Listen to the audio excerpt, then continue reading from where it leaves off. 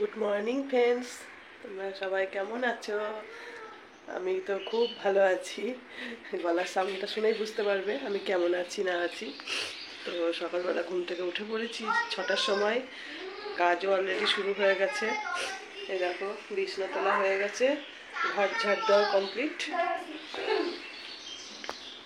হচ্ছে। বারান্দাটা পরিষ্কার করব, বারান্দাটা ঝাড় দেবো, আর বাসনগুলো বার করব। তারপরে এসে চা বানাবো। যে গ্যাসটা রাত্রিরে রুটি করেছিলাম, তোমরা তো দেখতেই পেয়েছো, এখানেই আছে রাখা গ্যাসটা। আর একটা কথা বলি, তোমরা বলেছো রান্না জুতোটা জুতোটা আর কোথায় রাখবো বলো? রান্না করি এখানে, আর টেবিলটা তো এখানেই রাখা থাকে। ওই জন্য টেবিলের তলাতেই জুতোটা রাখি, ওখানটা তো আমার কোনো কাজে লাগে না। এছাড়া বাইরে জুতো রাখলে তো বৃষ্টিতে ভিজে যাবে বা কেউ নিয়ে চলে যেতেও পারে, কারণ এ বাড়িতে দরজা নেই, খোলামেলা বাড়ি তো। পাঁচিল দেওয়া আছে, দরজাটা গেটটা এখনও বসানো হয়নি। এই হলো গিয়ে ব্যাপার। তো চলো সারাদিন সঙ্গে থাকো, দেখতে থাকো। খাটের তলাটা ঝাঁট দেওয়ার জন্য এগুলোকে এখানে উপরে তুলতে হয়, কিছু করার নেই। এখন একটু তাড়াতাড়ি কাজটা সেরে নিয়ে ভাবছি বন্যার কাছে যাবো, বন্যা আসছে না।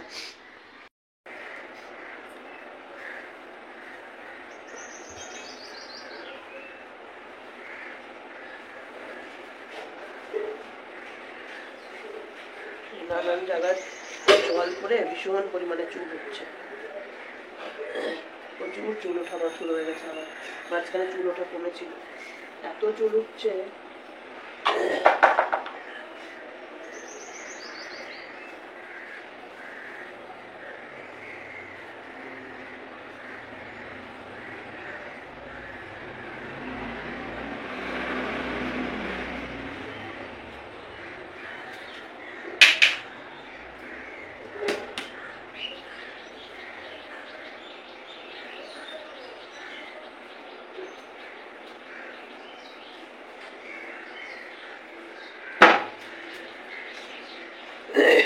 এত শরীরটা খারাপ করছে, বন্যার সঙ্গে দেখা করতে যাওয়া যাচ্ছে না। আজকে আবার 5 তারিখ, ব্যাংকে যেতে হবে।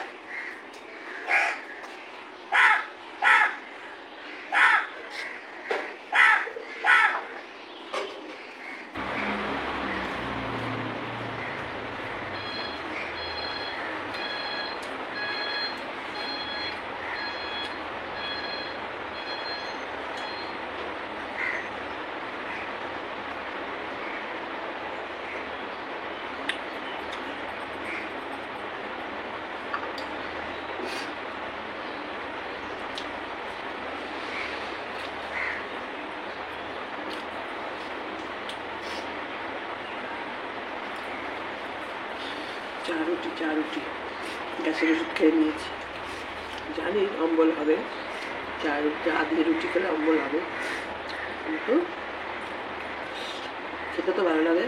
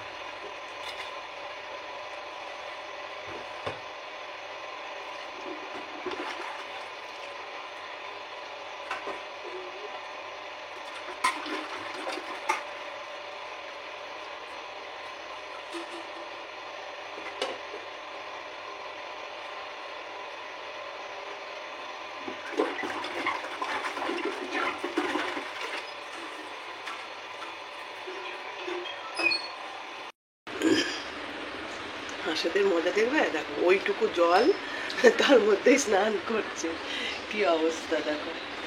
দেখো 4-5টা হাঁস ডেইলি আসে এই বাড়ির মধ্যে, গেটটা নেই তো, চারিদিকে পাঁচিলটা আছে কিন্তু গেট নেই।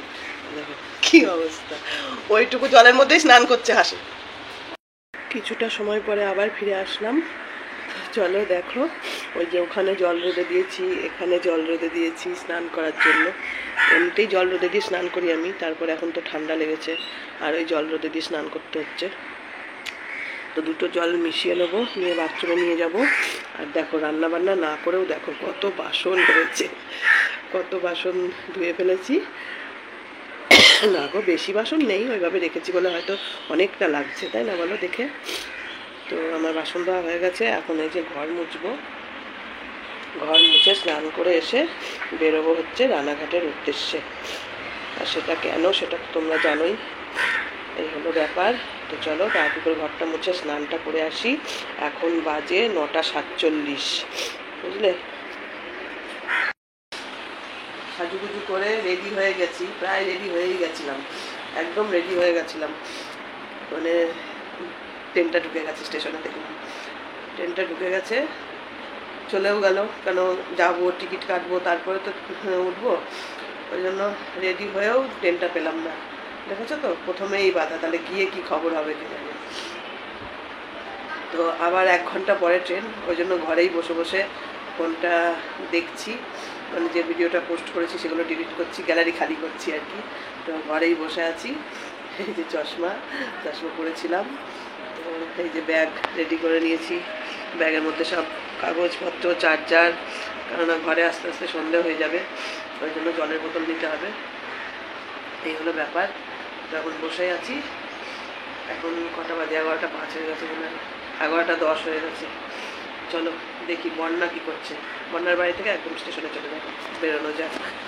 চলো দেখো তো জায়গাটা চিনতে পারো কিনা। এই যে তোমাদের মধ্যে একজন কমেন্ট করেছিল তুমি ওই আগের বাড়িটার ওইদিকে যাও না, এই যে আগের বাড়িটা। এই যে কিরে দাদা কি করছিস? আরে বাবা, এ তোর মায়ের কি খবর রে? তোর মায়ের দেশে আছে? গেট পাড়ায় কাজে গেছে, সে তো জানি। কি একটু মুখের সামনে থেকে ছাড়। এ বাবা, এটার নাম কি জানো, ভুলে গেলাম। গোপাল। এরম ভাবে ধরে আছি ক্যামেরাটা, ওকে কেটে দিতে হবে। বাবা ক্যারাম বোর্ড খেলছো, কাজ নেই তোমার?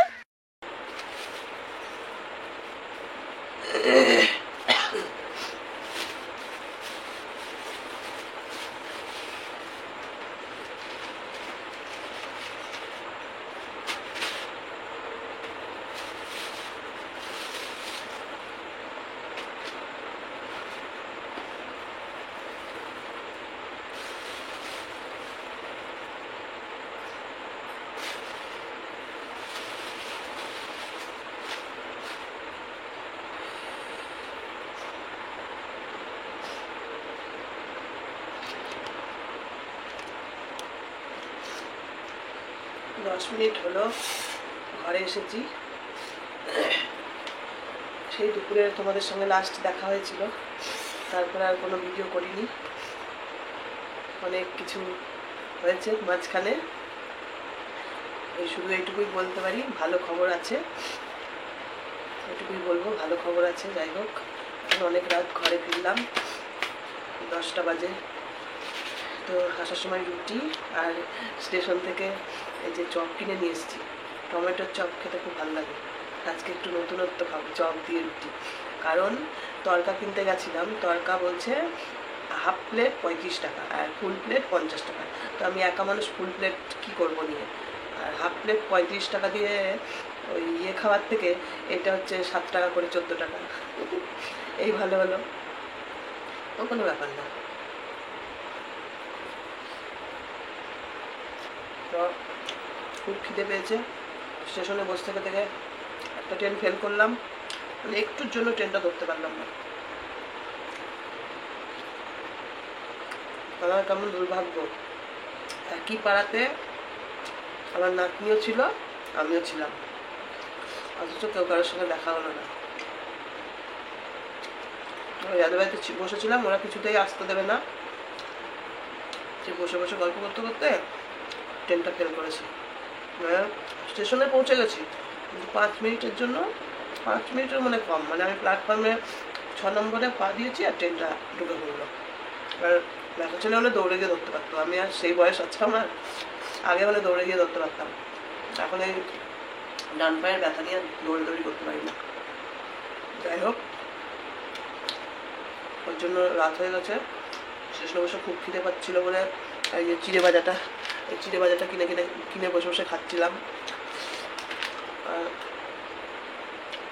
তোমাদের ভালো শুভ খবরটার ভিডিও দেবো 2-1 দিনের মধ্যেই, মানে নেট মারতে হবে, নেট মেরে ওই ভিডিওটা করতে হবে, আর্জেন্ট ভিডিও হবে ওটা। এরপরে চলো তাহলে সারাদিন কি ভিডিও করেছি না করেছি জানি না, কত মিনিটের ভিডিওটা হবে। আর আজকের এই ভিডিওটা, আজকে হচ্ছে 5 তারিখ, 5 তারিখের ভিডিওটা আমি এখানেই শেষ করছি। একটু পিছিয়ে পড়েছি, একটু বেশি বেশি করে দিয়ে শেষ করে দেবো, দিয়ে রানিংয়ে নিয়ে আসবো। তো চলো এই ভিডিওটা এখানেই শেষ করছি। গুড নাইট, টাটা। তোমরা সবাই খুব ভালো থেকো, সুস্থ থেকো, ঠিক আছে? টাটা, গুড নাইট, বাই। অম্মানি ঘরে পালা কাকিমা, এবার কিন্তু গালে চড় মারবে। জয় শ্রীরাম, জয় শ্রীরাম। ওই দেখো, তুমি বললা খাবে না, দেখো পাতাটাকে কি সুন্দর করে খাচ্ছে, দেখো পাতাটাকে সুন্দর করে খাচ্ছে একদম পরিষ্কার করে। জয় শ্রীরাম, সব পরিষ্কার করে খেয়ে নে। আর একটু পবন পুত্র হনুমান, হনুমান তোমার বাবাকে একটু বলো একটু হাওয়া দিতে। কেন একটু হাওয়া দিতে বলো পবন পুত্র, তোমার বাবাকে বলো একটু হাওয়া দিতে।